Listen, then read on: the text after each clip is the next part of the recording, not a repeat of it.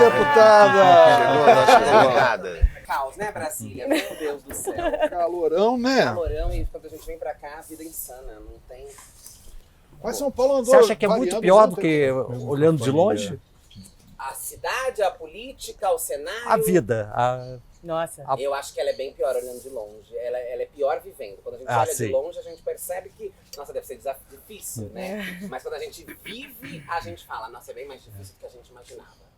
Tanto pela dinâmica do ir, vir, do ter dois espaços, do não conseguir nunca organizar a vida com determinada rotina, tanto porque o que é você sair da Câmara Municipal de São Paulo e vir para o Congresso Nacional, da dinâmica do fazer política, dos temas, dos desafios, dos enfrentamentos das pessoas e etc.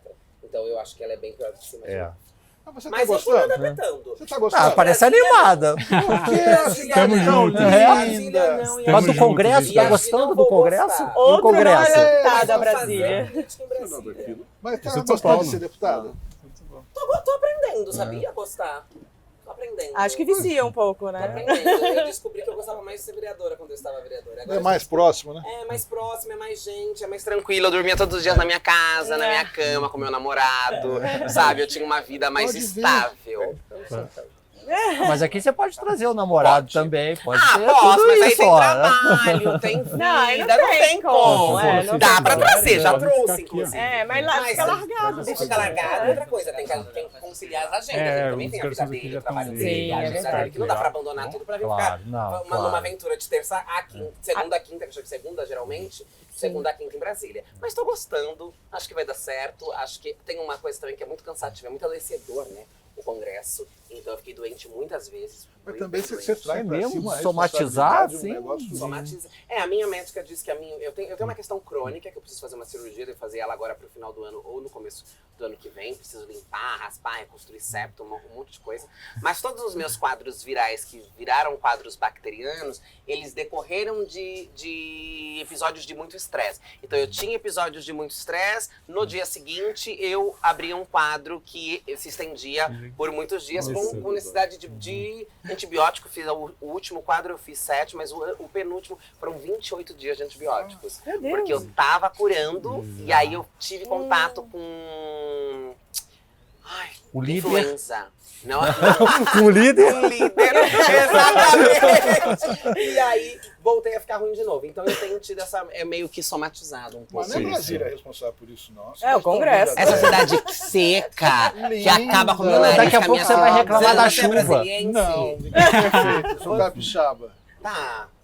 Nós dois. Mas você queria ser de Brasília? Não, eu... Ninguém pra é cá eu perfeito. mudei. Você tinha um amor por Brasília. Não, eu gosto muito daqui. Sim. Eu amo, mas Eu realmente a gosto muito seca é daqui, mas não é qualquer pessoa que se adapta a Brasília. Eu teria muita dificuldade no Tremembé, na Moca, não sei o que, Aham, seria sim. impossível para mim. Mas é a questão É a pessoal. vida, né? Imagina, mas Você me lembra o ministro Flávio Dino, né? Já Economia. confundiram ele com o ministro. Nossa, Você eu por um lembra? segundo eu pensei que fosse. Eu falei, nossa, gente, Eu achando- também. Almeida e Flávio Dino. Eu Vamos me conversar, achando vamos tão conversar. bonitinho. Vamos começar. Vamos começar. eu acho não. Ah, eu acho. mas Breguérrimo. é só... Não, mas só lembra a fisionomia. Só uma fisionomia. Tá bom, tudo bem. Você foi confundido com ele, você lembra? Eu Daquela fui festa? confundido com ele numa Bater no festa. microfone. Não, sim, sim, sim. Vamos começar? Já Vamos começamos. começar.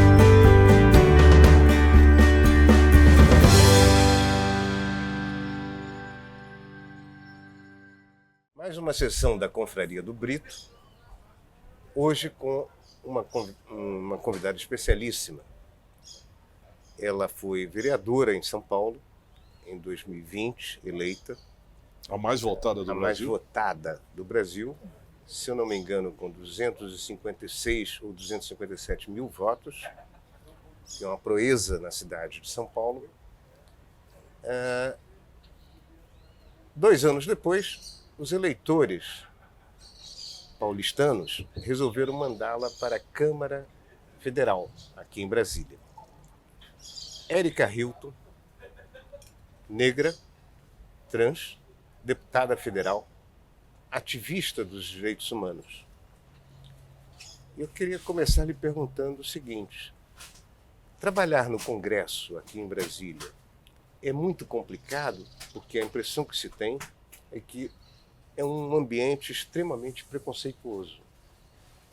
É complicado, acho que por vários pontos de vista, não só pelo ponto de vista do preconceito, que é uma realidade que está colocada, e acho que no último pleito eleitoral se aumentou isso com uma ascensão da extrema-direita, exatamente com uma agenda de preconceitos, de retrocessos, de ataque às minorias, mas eu acho que existe uma disputa muito ferrenha, que acho que faz parte do jogo da política, faz parte do jogo da democracia, é previsto pela democracia que hajam diversas narrativas, mas que de alguns anos para cá, essas disputas saíram do campo do republicano, do respeitável, para que, enfim, as pessoas pudessem colocar as suas ideias e aqueles que tivessem o maior número de votos saíssem vencedores, por um campo odioso, por um campo de guerra, por um campo de ataque pessoal, por um campo de ataque às suas características, à cor da sua pele, a sua identidade, o seu território, os seus traços, e acho que isso dificultou o fazer político. Fazer política não é uma tarefa fácil, em especial para corpos iguais aos meus. Não à toa a política durante muitos anos é representada e retratada por homens brancos, herdeiros da política, filhos, netos, sobrinhos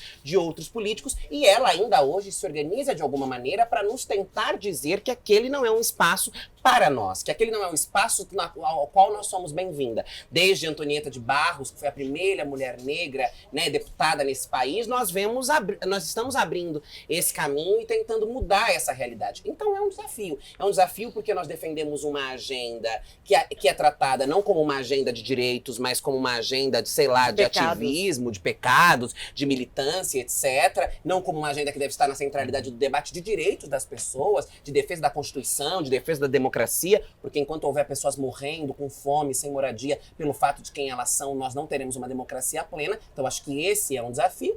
E é um desafio porque Brasília é caótica, porque a política está caótica, porque as agendas que estão colocadas são caóticas, porque, enfim, tudo é um caos. Então, sim, é um baita desafio fazer política no Congresso Nacional. Eu quero aproveitar essa deixa da senhora para perguntar como é que a senhora está vendo a questão dessa mini-reforma eleitoral, porque ela ataca justamente essas questões.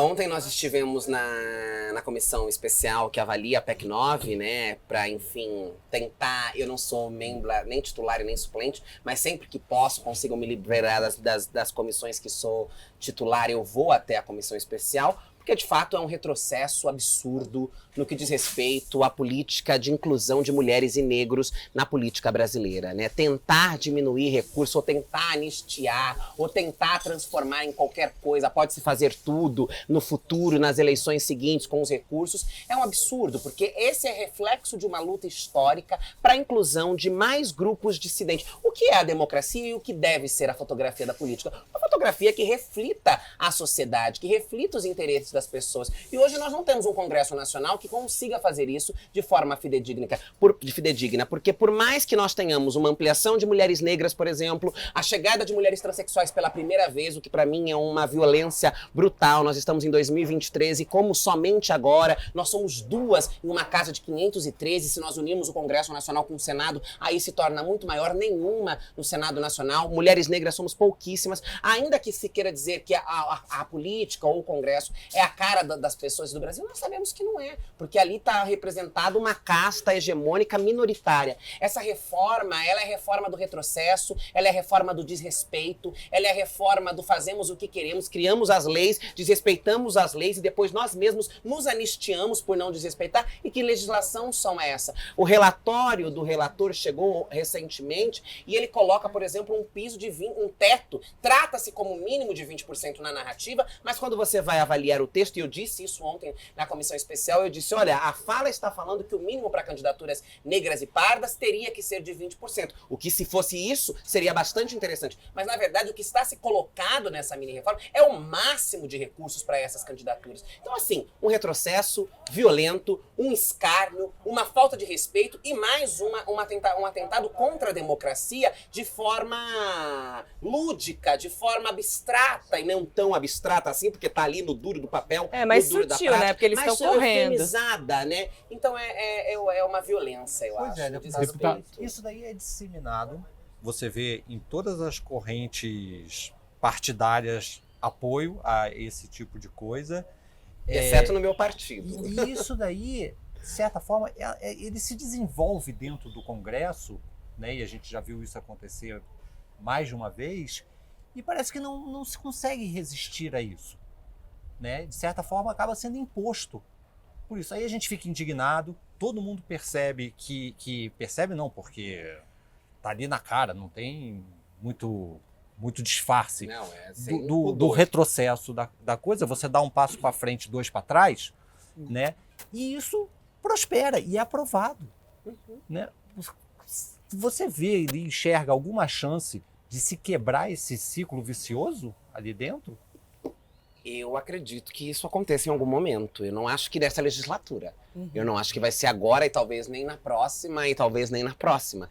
Porque eu acho que essas forças que dominam um pouco o que é a política, né? O chamado centrão, por exemplo, que aglutina vários partidos diferentes e tem uma força absurda, inclusive pauta o governo executivo e muitas vezes o governo precisa se curvar ao Congresso para poder ter governabilidade mesmo, para poder exercer o seu papel, porque existe esse vício dos partidos quererem controlar e se organizarem para que os interesses de um determinado grupo que tem alianças muito fortes prevaleça diante do que é a realidade da sociedade, do que é a opinião pública. É um desrespeito ao eleitor, é um desrespeito à opinião pública, é um desrespeito à sociedade, mas que consegue ser blindado porque aqueles que foram eleitos como representantes desta mesma sociedade que não aprova aquele comportamento está muito bem articulado, está muito bem organizado. Eu acho que, primeiro, fazer com que o debate político seja um debate mais acessível às pessoas tem um potencial de ir mudando essa realidade. Eu acho que eu acho que a resposta para isso é: acredito na mudança, mas acho que a mudança é médio a longo prazo. Quais os caminhos para que essa mudança ocorra? Eu acho que é primeiro fazer com que as pessoas participem, percebam, acompanhem e compreendam a política. A desinformação, a descompreensão, a maior parte da sociedade brasileira sequer saber quem foi o seu senador, seu deputado federal e deputado estadual, corroboram com essa prática de nós fazemos o que queremos, a hora que queremos, nos acordos que nos interessam, e não importa, nós voltaremos à sociedade e nós seremos reeleitos, nossos candidatos serão reeleitos. Acho que uma forma de paralisar isso é educar a sociedade sobre o que é o processo político, como se dá a política, e fazer com que as pessoas participem mais da política.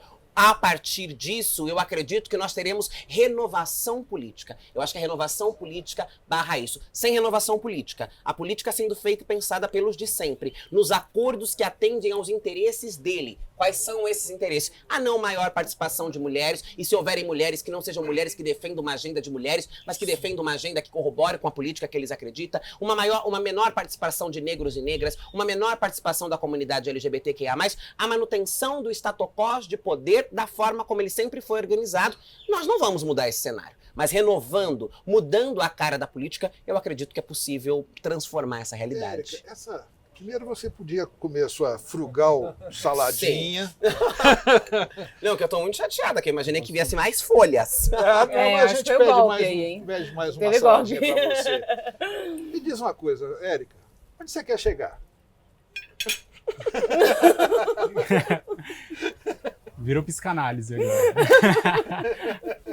Não, mas você tem tempo para mastigar. A sua salada.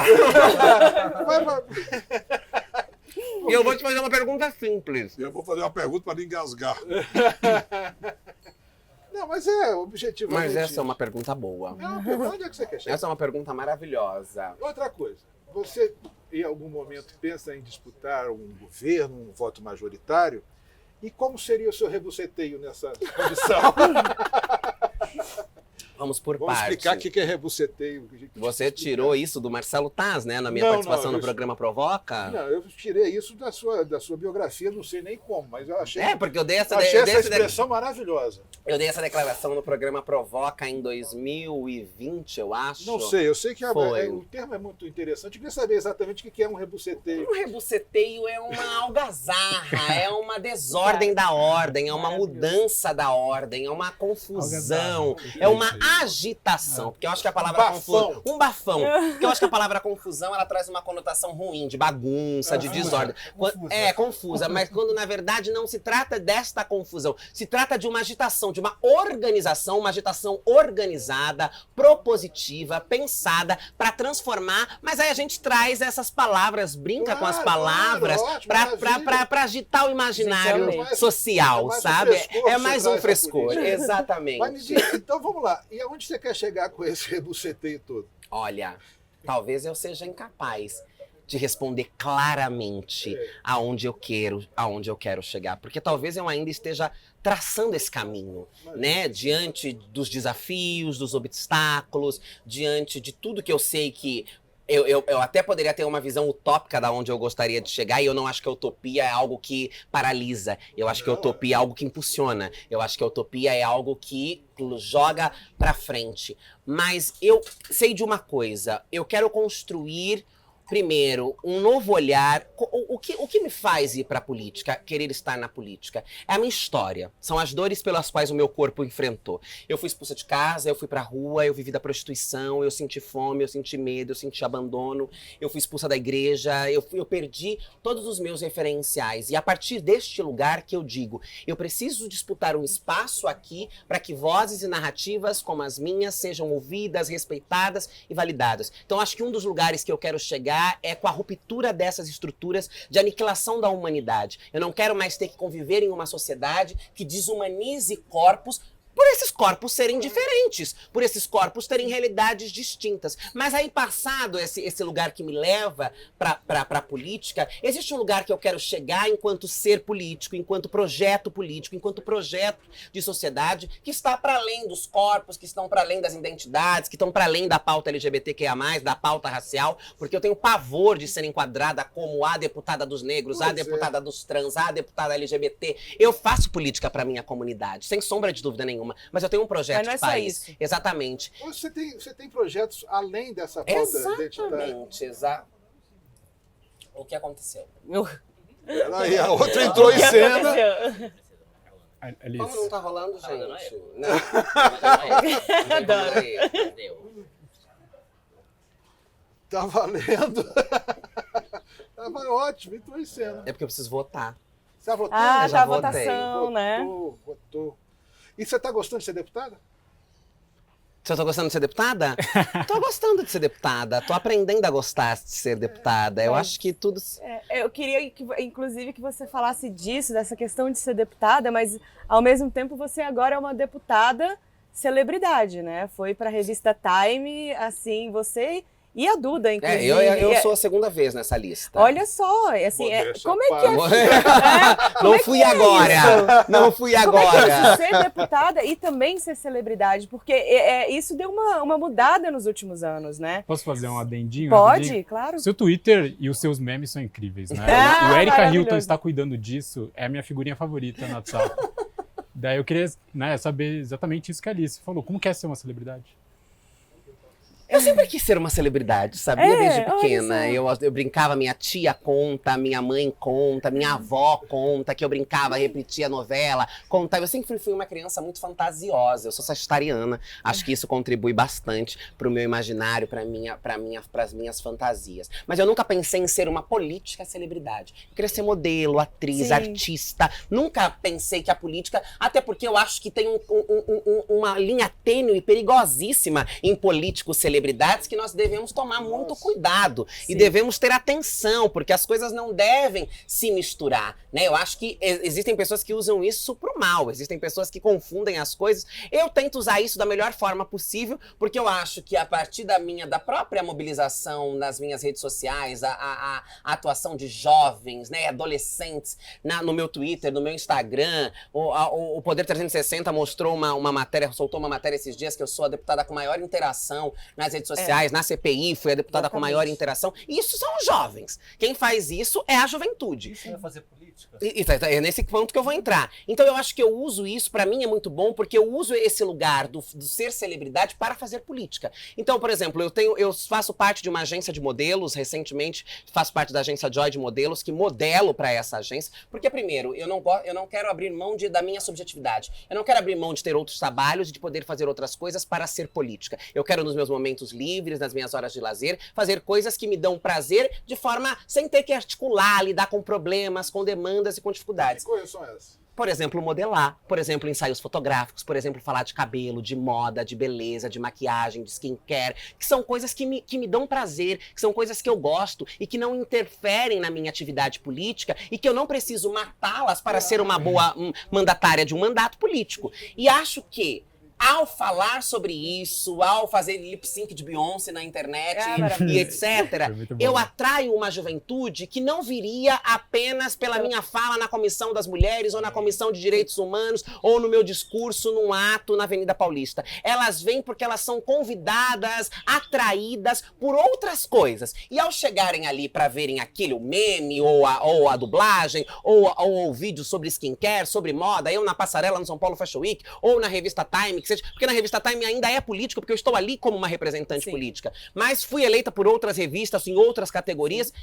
Aquilo é fazer político, porque quando elas vêm pra mim, elas vão ouvir falar sobre política. Como eu chego ali, porque eu estou ali, como eu uso a minha voz naquele espaço, porque pra mim é importante cuidar da pele, do cabelo, estar bem arrumado. Porque não é só sobre isso. É sobre autoestima, é sobre empoderamento, é sobre pertencimento, é sobre oportunidade, é sobre direito, é sobre acesso, é sobre economia. É uma série de debates que permeiam esse universo. Então eu acho que eu consegui atrair essa coisa do ser celebridade, que faz com que pessoas que não estão interessadas no duro da política institucional se atraiam por aquilo que eu estou falando, queiram ouvir o que eu estou fazendo e automaticamente elas serão seduzidas e cooptadas, porque se você veio por um caminho que não é político, não vai ter como você não cair em política aqui em algum momento, porque o tempo inteiro eu falo de política. E mesmo quando estou fazendo outras coisas que não é a política institucional, eu estou fazendo aquilo de alguma forma política, porque compreendo que o meu corpo é político, que a minha atuação é política. E se em algum momento eu sair da política ou não for mais reeleita, né, alguma coisa aconteça que eu não seja, eu sempre serei um ser político, porque eu sou uma ativista, eu sou uma militante, eu defendo uma causa, eu acredito num país, eu acredito numa transformação da sociedade, que talvez seja esse o lugar que eu quero chegar, um lugar de revolução, um lugar de mudança, um lugar de transformação. Então, independente de onde eu esteja, eu estou fazendo política. E aí eu adoro unir essas coisas, porque aí eu tenho carinho, que acho que o político, não sei se o político que não é celebridade de alguma maneira, ele recebe isso. Eu não consigo andar no shopping, eu não consigo ir ao cinema, porque os jovens choram, eles me abraçam, as mães choram, as mães vão procurar. Eu fiquei sabendo na semana que teve uma mãe desesperada procurando a filha no meu gabinete, porque a filha havia sumido. E ela tinha convicção de que a filha estava indo ao meu gabinete, porque era uma menina, sei lá, de 12 anos de idade. E a mãe desesperada, eu soube isso ontem, porque eu a encontrei na saída da CPI, da Comissão de Direitos Humanos, e ela falou pra eu cumprimentei, falou, você lembra de mim? Eu falei, claro que eu lembro, nananã, porque a gente já tinha se encontrado nos corredores, ela já tinha ido até lá pra me ver. E aí ela falou, eu falei, mas olha, agora eu não vou poder conversar muito porque eu preciso ir pra outra comissão. Ela falou, não, eu vou atrás de você porque eu quero te ver em ação. E é uma criança, e aquilo pra mim é gratificante. O choro dos adolescentes nos shoppings, nas ruas, pra mim é gratificante e eles me têm como uma representação meio que de uma popstar, de uma diva pop, mas não é uma diva pop que está desassociada ao debate de refundação do Brasil, ao debate dos direitos humanos, ao debate da democracia, da cidadania e todos esses debates que podem ser, sim, pensados, formulados, sonhados e construídos junto com outras coisas. Érica, desculpa, Casado. Pode fazer duas perguntas. Uma, abordando esse aspecto da política do indivíduo político e a política individual. Né? Você vê o Congresso como um palco? Você fez, em algum momento da sua vida, um curso de teatro? Não fiz curso de teatro. Acho que se tivesse feito curso de teatro, hoje não seria deputada. Acho que teria ido para os palcos, para as novelas. Acho que sim, que o Congresso é um grande palco. Acho que ele é um grande palco que acontece em espetáculos de todos os tipos. espetáculos monstruosos, horrorosos, vergonhosos, comédias. dramas e comédias. Exatamente. E que muitas vezes ali não passa de uma encenação. Muitas coisas ali, até mesmo o que parece democrático, muitas vezes, é apenas uma encenação no palco do Congresso. Porque os líderes já estão acordados, o jogo já está marcado, não tem caminho, você pode se esguelar, você pode gritar, você pode trazer regimento interno, você pode apelar à Constituição, você pode apelar ao que você quiser. Dê um exemplo desse caso. Que as Agora você me as pegou. pessoas não conhecem. Eu não sei se eu terei um exemplo aqui agora de uma situação, de algum processo de votação que foi marcado assim por grandes brigas nesse momento. Mas muitas das votações, vamos trazer de forma mais genérica, sem trazer um fato. Mas a mini-reforma... Pronto. A da mini-reforma, as coisas já chegam dadas. As coisas já chegam colocadas, já cartas marcadas, exatamente, já está dado. Aí você tem o tempo para quem discorda, o tempo para quem concorda, a discussão, mas nada daquilo ali importa. Nada daquilo ali faz com que se Alguém mude mude de a ideia, ideia, se mude o jogo, porque já foi reunido em um lugar de salas fechadas, as portas fechadas, o que ia acontecer? Muitas vezes sendo dominado com uma hierarquia de cima para baixo. Chega-se alguém, diz para os outros compram, porque aí a gente tem cargos, a gente tem outros tipos de interesses, e chega para o plenário aquilo ali, porque tem que passar, né, por aquele trâmite de plenário, de votar, você registrar o seu voto. Quem já sabe que é contra, quem já sabe que é favorável, mas aquilo não muda o resultado. Claro, houveram situações em que quando não se tem o acordo, aí a coisa é diferente. Aí aquilo ali faz sentido. Porque você pode disputar almas. Mas dificilmente algo vai à votação sem ter um acordo prévio. Dificilmente. Tanto que o que demora é fazer o acordo, não é Exatamente. votar. Exatamente, é o processo. Né? Fulano está... Então acho que é um palco. Só um instante. A segunda pergunta, que deixa um pouco o plano individual, ou melhor, da política e o indivíduo, mas passa por isso também, que é o seguinte: como é ser de um partido visto como de oposição, mas que está no governo, faz parte da base do governo, nessa luta política cotidiana dentro do Congresso? Como é que é a Erika Hilton no governo? Você se sente governo ou se sente oposição? Eu me sinto governo. No último congresso nós definimos que o PSOL seria base do governo, mesmo sabendo que existem tendências dentro dos partidos. O PT tem suas tendências, o PSDB tem suas tendências, o PSOL tem suas tendências, que alguns chamam de correntes, outros chamam de tendências, que divergem um pouco. Mas o conjunto do partido deliberou, de forma democrática, que o PSOL seria a base do governo. Mas nós seríamos uma base do governo não castrada, eu costumo dizer. Nós seríamos uma base do governo com pensamento crítico. Então, por exemplo, na votação do arcabouço, nós votamos contrário.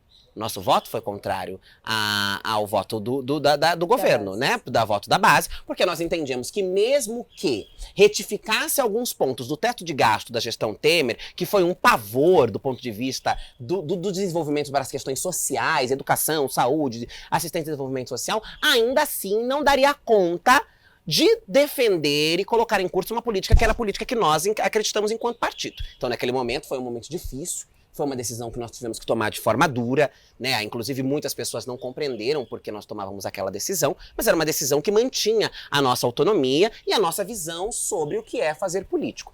Nesse ponto aconteceu essa divergência. No mais, nós sempre votamos com o governo em coisas que temos aliança, porque somos base do governo. Nós entendemos que o governo Lula era o governo capaz, e foi o governo capaz de destruir o que foi o bolsonarismo, que representa, na minha opinião, e acho que na opinião da maioria das pessoas que estão sentadas nessa mesa, se alguém discorda, me desculpe, mas representa o fascismo, representa o autoritarismo, a intolerância, o ataque à democracia, o golpismo, a farsa, a mentira e etc. Então nós entendíamos também que não seria o governo dos nossos sonhos, que não seria o governo da revolução, da extrema esquerda. Talvez nem eu seja da extrema esquerda. Eu acho que a gente, ao fazer política, a gente tem que... Acho que extremos não são bons de nenhum lado. Acho que a gente tem que ter ponderações, equilíbrios, moderações, mas nós sabíamos que não seria o governo que nós gostaríamos que fosse, que nós acreditávamos, mas que seria o governo possível para reconstruir o Brasil, que seria o governo possível para enfrentar o fascismo, que seria o governo que teria desafios, porque nós tínhamos um aumento, por exemplo, da bancada do PL na Câmara, que é a bancada, que é o partido do ex-presidente da República, e que dificultaria esse governo, que é o que eu estava respondendo no início, né? As alianças dos grandes partidos, os centros e etc. Mas me considero base do governo, acredito no governo Lula, acho que o governo Lula tem condições, sim, de recuperar algumas coisas que foram destruídas, destonadas nos últimos anos, mas que enfrenta desafios inúmeros para conseguir fazer a sua política, para conseguir colocar o seu governo em ação. Quanto tempo que o governo demorou para começar a votar agendas importantes para o governo, porque estava ali naquela queda de braço. Então, sim, eu me sinto base do governo. Deputada? Ai, desculpa, pode falar. Eu quero voltar para a sua atuação da Câmara. A gente mencionou por cima a deputada Duda, e ela é integrante da Comissão de Segurança Pública, que é um antro bolsonarista. A senhora é suplente na CPMI do 8 de janeiro, que não é maioria bolsonarista, mas tem alguns expoentes, como aquele deputado Brunini, que, enfim, a senhora já mencionou ele no Conselho de Ética, acionou ele no Conselho de Ética, por causa de falas transfóbicas. Como que é para a senhora ser uma deputada trans num meio tão difícil como esse? São perguntas. É a primeira vez que você vai responder isso. Não é a primeira vez que eu vou responder isso, e eu nunca tenho uma resposta pronta. Eu nunca tenho uma resposta exata, que eu acho que seria até melhor, porque me livraria de ficar buscando dentro de mim sensações para descrever o que é ser uma deputada trans no meio de um congresso que é transfóbico, que é reacionário, conservador e que nos trata determinadas vezes com uma violência descabida, né? Uma violência desmedida, como foi esse episódio, como foi o episódio do Nicolas, né? Como foi, enfim, inúmeros outros episódios.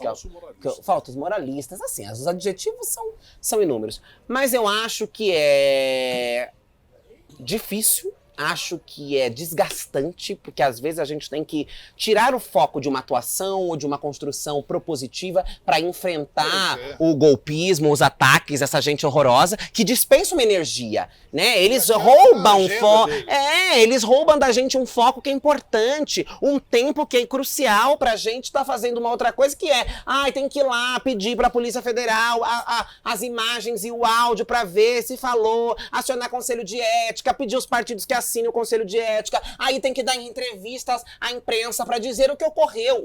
Um fato que, de fato, nesse episódio, eu mesma não sei o que ocorreu, porque eu estava distante desse senhor. Eu não estava ao lado dele, graças a Deus, não gosto de estar ao lado dele, acho ele uma figura repugnante, né? Não só por esse episódio, mas ele tem um comportamento desrespeitoso, infantil, exatamente. Mas foram senadores e deputados que testemunharam e disseram ter ouvido. Então você tem que ali gastar uma energia e dispensar uma energia com coisas que não valem a pena. Mas por outro lado também eu acho maravilhoso, porque estar ali ao lado deles de igual para igual é fazer com que eles aprendam que nós chegamos àquele espaço. Que nós não existimos mais apenas no imaginário deles, que muitas vezes são imaginários atrelados à prostituição e à pornografia, porque é a única forma que eles têm capacidade de representar essas identidades, ou é o único contato que eles têm com essas identidades. Sim. Não sejamos hipócritas aqui, não finjamos que o Brasil é o primeiro país do mundo que mais consome pornografia, envolvendo a população trans e travesti. Né? Freud explica isso muito bem, o ódio e o desejo ali muito, muito próximos, e que nós poderemos agora, estando no mesmo lugar e respondendo de igual para igual, não permitir mais com que essas coisas passem despercebidas. Se elas serão punidas, se elas serão responsabilizadas, se elas isso daí é uma outra discussão. Já tive até uma conversa com o Arthur Lira, que me comprometeu de que sim, nananã. Mas a gente sabe que a retórica é uma coisa e a prática é completamente... Deixa eu só deixar claro... Eu acho que sim. Só deixar claro para nossa audiência que é o Abílio Brunini, deputado do PL do Mato Grosso. A gente está discutindo. Deputada, uma pergunta. Eu não sei quem é. uma pergunta que eu acho que interessa a todo esse espectro que a senhora atua. A senhora é a favor da descriminalização da maconha e por quê?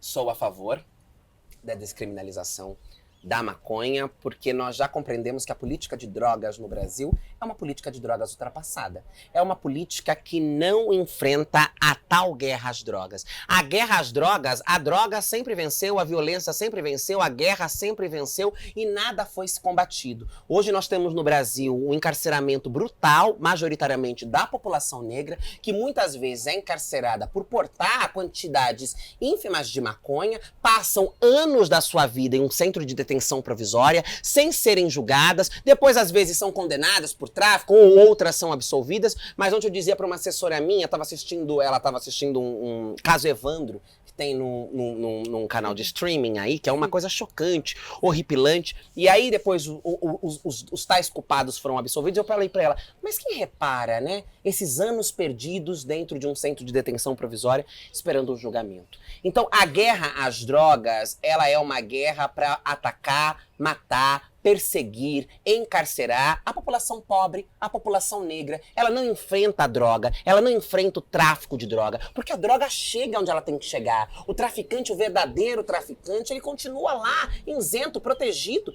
Então, para que nós precisamos de uma política de drogas ultrapassada, que não surte efeitos e que países vizinhos, outros países, por exemplo, já atualizaram a sua política de droga e mostraram uma diminuição na violência, mostraram que há sim reflexo e impactos positivo em determinadas políticas. É claro que essa discussão não pode ser feita oba-oba, de qualquer maneira. Ela tem que ser feita com seriedade, ela tem que ser feita com tecnicismo, mas sou sim favorável à descriminalização da maconha no Brasil. Primeiro, porque nós precisamos descriminalizá-la para que se compreenda também a cannabis como uso medicinal. Enquanto houver preconceitos e tabus, nós não vamos conseguir avançar com a maconha como uma substância medicinal que atende inúmeras famílias. Eu estive em espaços e ambientes onde essas famílias são atendidas por óleos produzidos pela cannabis para determinadas situações de crianças neurodivergentes, e essas famílias clamam pela descriminalização da maconha. Essas famílias clamam para que a cannabis possa ser acessada, porque hoje nós podemos exportar no Brasil medicações à base de cannabis, mas quem faz isso? O rico. Importar.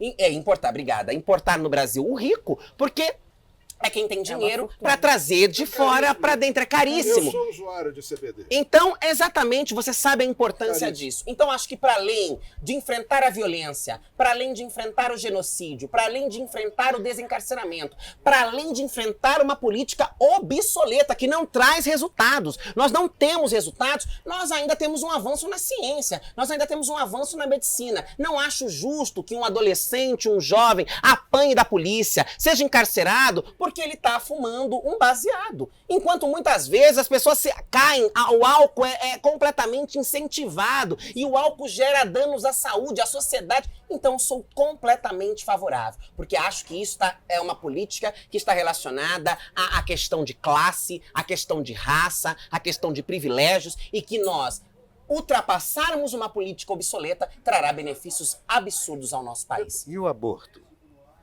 O aborto também, desde que nós tenhamos o cuidado. Ontem, inclusive, no plenário da Câmara, havia um espetáculo da extrema-direita contra a ministra Rosa Weber. Só faltaram chamar a ministra de santo, um desrespeito violento, e eram todos homens, né? Homens cisgêneros, é importante demarcar esse lugar, né? Porque que diziam contra o aborto, que defendiam a vida, que diziam que tinham vídeos, e eu fiquei assim abismada, porque eu estava no plenário esperando para fazer a minha fala, de crianças com 2 semanas, não sei, 3 semanas, pegando a pinça para puxar a perninha, vídeos da criança se escondendo no cantinho do útero da mãe. E eu fiquei ouvindo aquilo, e eu fiquei pensando, ninguém ia pedir para ele apresentar essas imagens, porque não existe.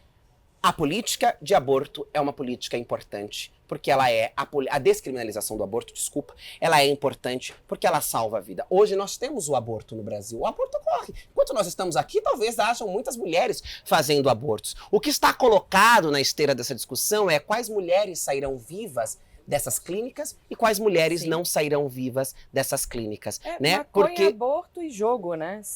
Eu acho que tá dentro das mesmas categorias. Não Né? dá para decidir isso agora. Não, mas tá dentro dessa mesma jogo categoria é que a gente dinheiro, tá.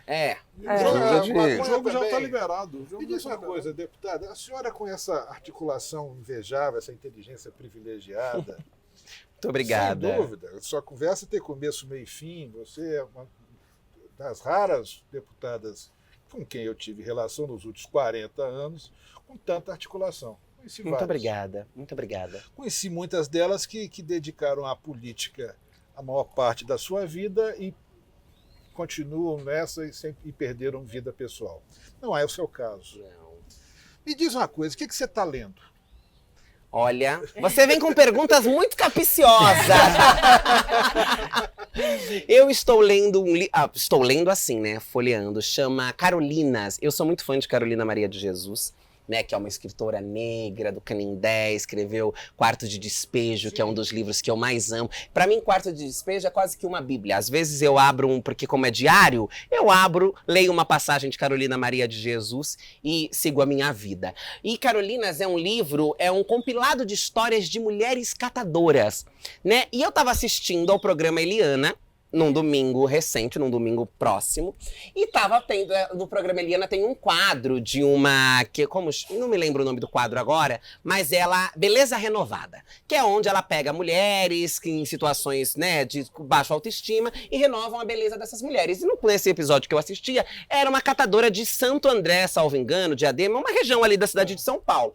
E eu fiquei envolvida com a história daquela mulher, a força daquela mulher, e como aquela mulher me lembrava também, Maria Carolina de Jesus, me lembrava um pouco das mulheres que eu conhecia. Eu fiquei vidrada naquela história. E ela lá passando pelo processo, passa por dermatologista, por dentista, vai comprar roupa e etc. E depois num determinado momento do episódio, ela conta que ela gosta de escrever, porque ela ganha um notebook. A cena é muito bonita porque ela ganha um notebook para escrever e conta que gosta de escrever, que conta a história delas catadoras e que escreveu e publicou um artigo, 2 artigos, né, nesse livro Carolinas. E aí na hora eu falei, eu tenho esse livro aqui na minha estante, porque elas me mandaram esse livro. E aí fui rapidamente à estante, porque eu ganhei o livro e ganho muitos livros. Sim. Toda semana eu ganho livro. Eu não vou ler todos os livros, eu precisaria de ter mais outras vidas para ler todos os livros que eu ganho. Então, muitos livros eu ganho, levo para casa e coloco lá na minha prateleira, na minha estante, e depois eu vou tirando. E também tem agora esse Kindle, né? Kindle, que muitas vezes a gente já baixa porque é mais prático, nananã, e o livro físico vai perdendo um pouco de espaço no mundo da digitalização. Só que aí essa história me chamou e eu falei, não, eu preciso ler esse livro. E aí comecei a folheá-lo e tô lendo Carolinas agora, nesse momento. Que bom. Mas vinha agora, vindo pra cá, saindo do congresso, tava no congresso antes de vir pra cá, vinha no carro vendo um Instagram de indicação de livros. Encontrei mais 8 livros que preciso ler, que títulos, meu celular não tá aqui agora nesse momento, não sei onde tá. Você também bate foto pra salvar? Eu tenho um grupo comigo mesma no WhatsApp. Eu tenho um grupo, mas porque aí são títulos muito bons, como o crime organizado e as igrejas, são títulos maravilhosos, magnânimos. Aí eu falei, meu Deus do céu, preciso ter todos esses livros e lê-los. Se vou ler, não sei, porque também começo leituras e abandonos, fico temporadas sem ler. As pessoas muitas vezes acham que eu leio muito, inclusive os jovens. Os jovens na internet dizem... Você lê muito? Já li muito. Qual é a sua formação? Me diz, como é que foi? A minha formação não existiu, porque eu entrei e saí. Não, me diz uma coisa. Você nasceu na periferia de São Paulo. Na Francisco Morato, região metropolitana. Morato. Nasci em Franco da Rocha e cresci em Francisco Morato. Foi rejeitada pela família originalmente? Fui amada, muito cuidada, muito protegida, mas quando o fundamentalismo entrou na minha casa, é que eu passo a ser rejeitada. Fundamentalismo é a igreja? É igreja. É que não é bem a igreja, né? É preciso fazer a dicotomia, né? Verdade. É o fundamentalismo é o fundamentalismo. A fé, a igreja, a espiritualidade são outras coisas. Tem muitas igrejas boas, honestas, muitas pessoas de bem que vão à igreja orar, que vão à igreja viver o senso de comunidade. Não sou, já fui muito. Fui muito religiosa, eu fui extremamente religiosa. É. Sempre fui religiosa, hoje não sou mais. Cristã? Não, é cristã, toda a vida é cristã. Toda a vida é cristã. Fui batizada na igreja evangélica, fui batizada quando criança na igreja católica. Meus avós, por parte de pai, minha família paterna é bastante católica. Minha família materna é bastante evangélica. Então cresci em um lar que era evangélico, mas vendo outras denominações religiosas. Quando passei por esse período de expulsão, de violência... Filha única? Fui filha única até os 8, depois vieram Maria Eduarda e Maria Clara. Maria Clara fez 18 agora, Maria Eduarda tá com 23, vai ser mãe agora, grávida de 7 meses, vou ser tia, né? Estou super ansiosa por esse momento, porque deve ser maravilhoso, É maravilhoso, né? Você vive a parte boa e depois você devolve pra mãe as partes ruins. Deputada, eu queria perguntar de 2024. Seu colega de partido, Guilherme Boulos, vai sair para a Prefeitura de São Paulo e uma das cotadas para vice dele é a Juliana Cardoso, do PT. E eu quero uma resposta clara, reta da senhora. Apoia a Juliana Cardoso como vice e como que vai ser a sua militância para a eleição de Boulos em São Paulo? Você sabe que para essa pergunta não existe uma resposta dura e clara. A não ser que eu tivesse algo contra a deputada Juliana, que aí diria, sem sombra de dúvida, não a apoio. Não acho que ela seja o melhor nome. Acho que existem nomes mais fortes para dialogar com o eleitorado da cidade de São Paulo. Né? Acho que nós vamos ter uma disputa dificílima. No pleito passado, Guilherme quase elegeu por muito pouco. Acho que dessa vez temos condições reais de elegermos, porque há um distanciamento do que foi o bolsonarismo. O prefeito é muito atrelado, por mais que agora ele queira se desligar, é muito atrelado do que foi o que é a figura de Bolsonaro. Fez uma péssima gestão, e eu posso dizer isso sem sombra de dúvida. Fui vereadora enquanto ele está na gestão do prefeito, e foi uma gestão horrorosa. A cidade de São Paulo está largada às traças, a criminalidade, tudo São Paulo está abandonada, né? Ninguém sabia quem era o prefeito até ontem, quando ele resolveu aparecer das caras, inclusive envolvido em fraudes de fraldas e etc.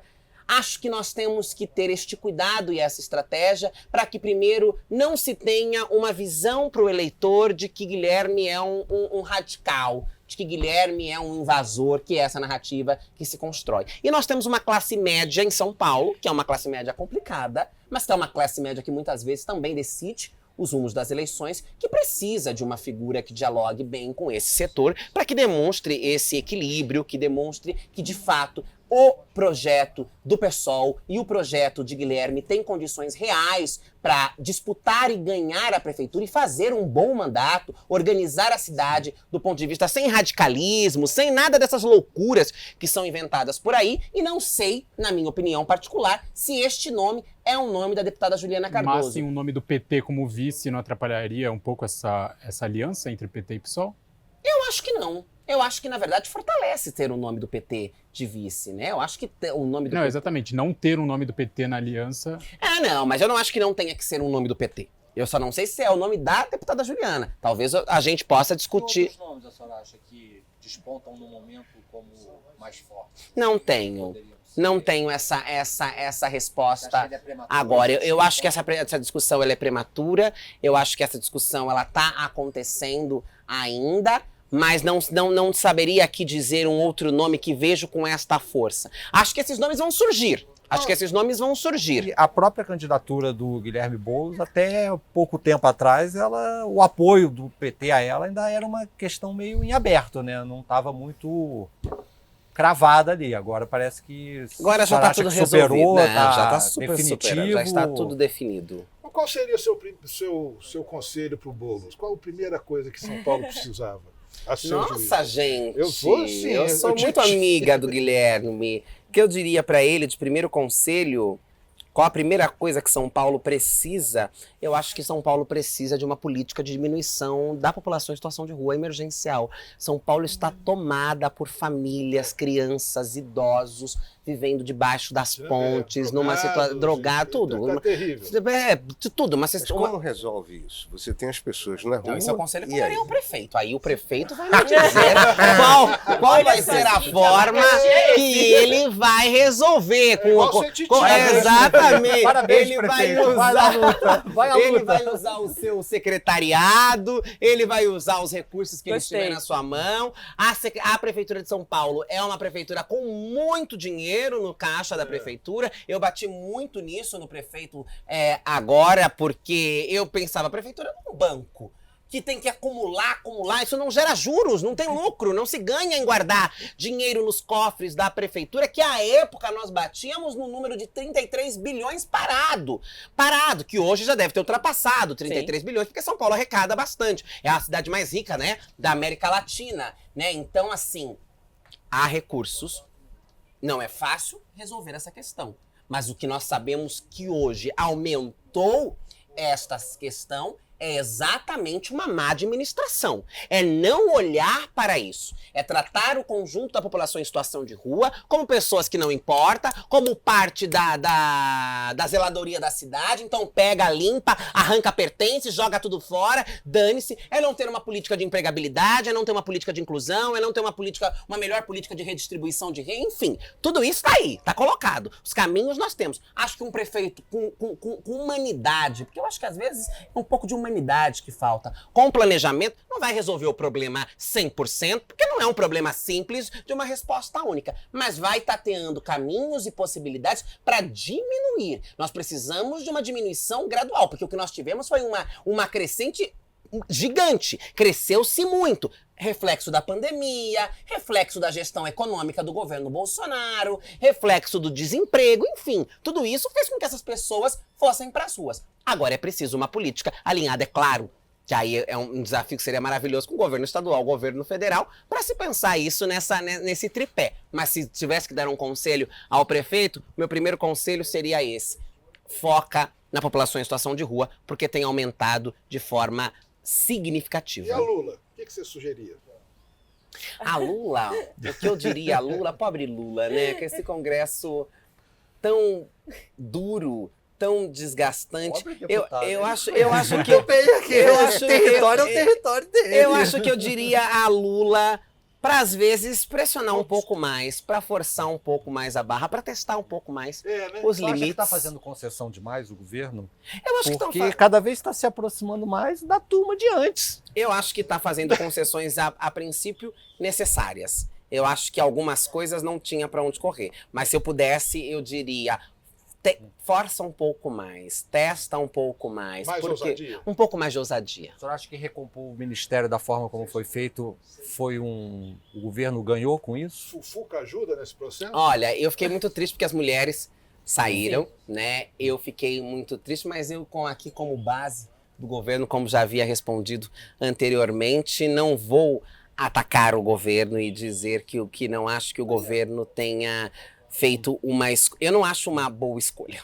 Pois é, porque a questão que se impõe é essa, entendeu? Mas você como base, essas pessoas cada vez estão ficando mais do seu lado também, como base. Não acho que tenha Estão sido fazendo parte do seu grupo, uma vamos dizer boa assim. escolha. Não acho que tenha sido, mas entendo os limites. Entendo os limites. Não sei o que eu faria se eu estivesse lá. Se eu estivesse sentada naquela cadeira, quais seriam as decisões que eu tomaria em nome da governabilidade, em nome de projetos aprovados, de agendas tramitando, de condição de ter diálogo com o Congresso. Mas, sem sombra de dúvida, eu não sou nada favorável e não tenho acordo com essa reforma. É porque é um diálogo curioso, né? Porque assim, eu te dou um ministério, mas aí eu quero que junto com esse ministério venha uma arrecadação de imposto de casas de apostas. Sim, isso é um diálogo ou é um negócio, é um comércio? Mas o que é o jogo da política, no fim do dia, se não é isso? Mas assim, a expectativa era que se mudasse isso, né? Mas ou que se comece a mudar isso, né? Porque vai ficar do mesmo jeito que tá. Eu acho que todos temos essa expectativa. Eu acho que essa é a expectativa e esperamos que isso em algum momento mude. Mas eu não acho que caberá agora, neste momento, ao presidente Lula fazer essa mudança sozinho, ele matar isso no peito da noite pro dia, de uma hora para outra. Eu acho que esse é um processo que vai caminhar. Por isso que se eu pudesse dar um conselho a ele, eu diria: seja mais ousado, teste mais os limites para ver até onde essa corda estica mesmo. Porque eu acho, porque tem que ver. Eu acho que não pode deixar ela arrebentar.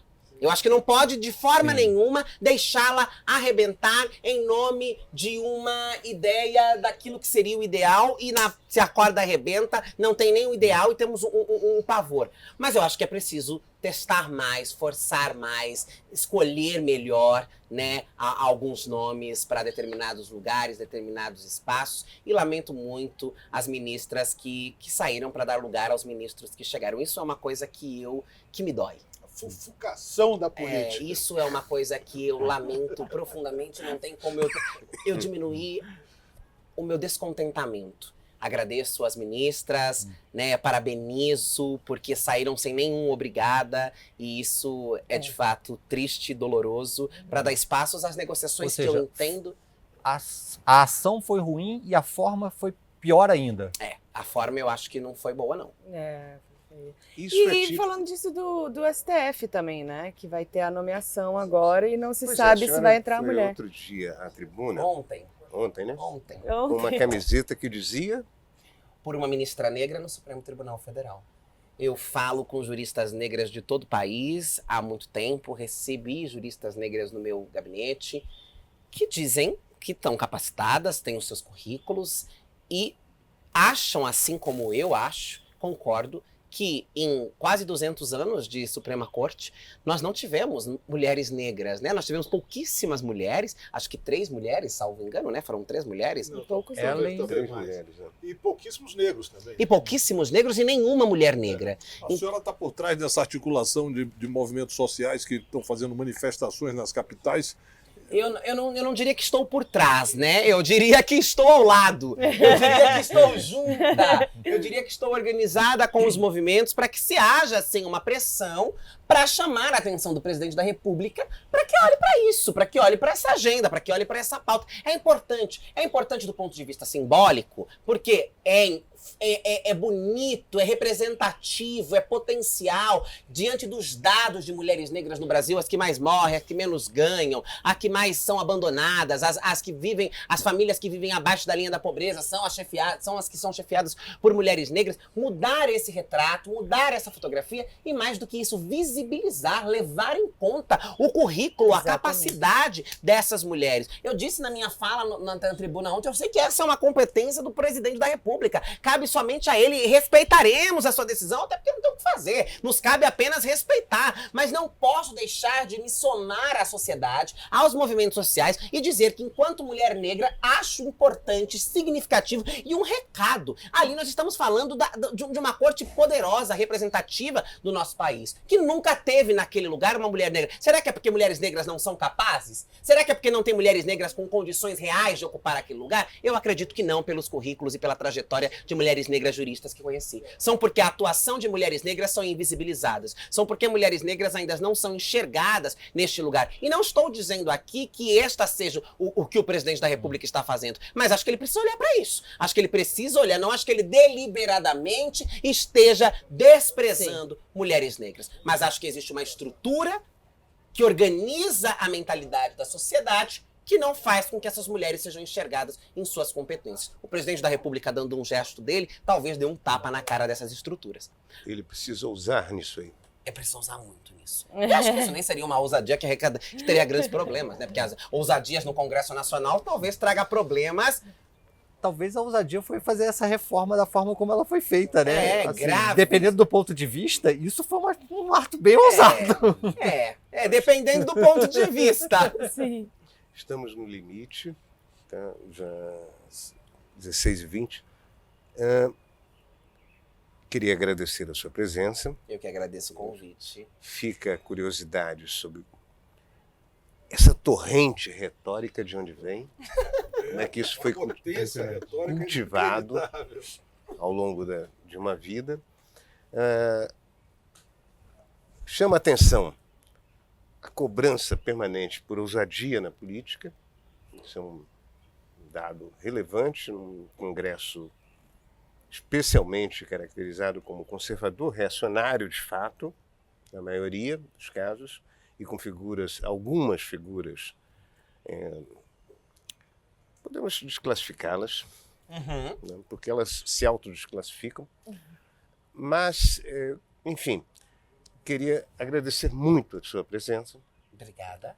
e, se quiser fazer algum comentário, está aberto. Não, só quero agradecer o papo, foi super leve, tranquilo, o fluido passou voando, o espaço, a oportunidade de discutir com o público, né, temas como esse, vivência, trajetória, visões sobre a política e mais uma vez agradecer também. Espero que a gente se encontre outras vezes para bater outros papos. Adoro bater papo. A senhora será sempre muito bem-vinda aqui na nossa confraria. Muito obrigada. Conheceu o Brito, o Orlando Brito? Não conheci o Orlando Brito. Ah, sim. Aqui é a Grande confraria do Brito, né? O Orlando Brito foi um fotógrafo, Foi um fotógrafo. político, né? Muito na corte política. Eles sabem explicar melhor. Ele foi talvez, certamente, se não um dos dois maiores, foi um fotógrafo que se viu Sim. aqui em Brasília nos últimos 50 anos, porque ele registrou a evolução do poder com um olhar muito peculiar. Costa e Silva com a poesia das sombras e das luzes, é em torno de quem nos uníamos, nos reuníamos.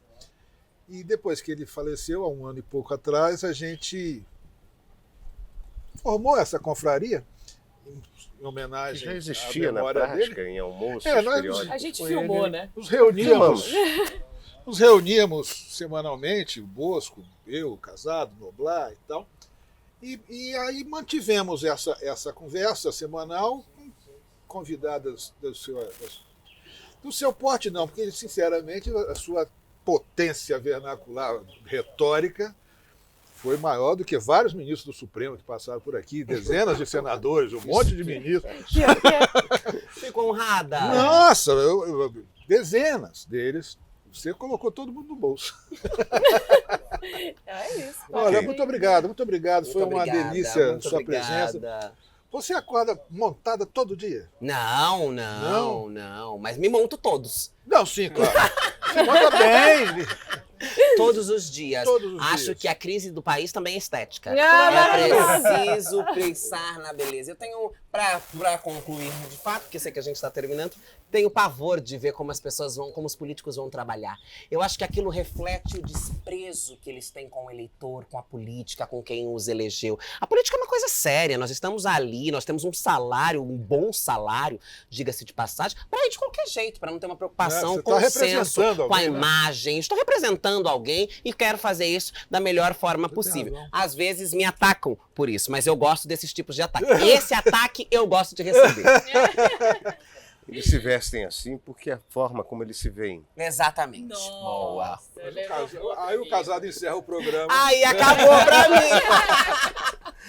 Ok. Olha, muito obrigado mais uma vez. Está encerrada mais uma sessão da Confraria do Brito.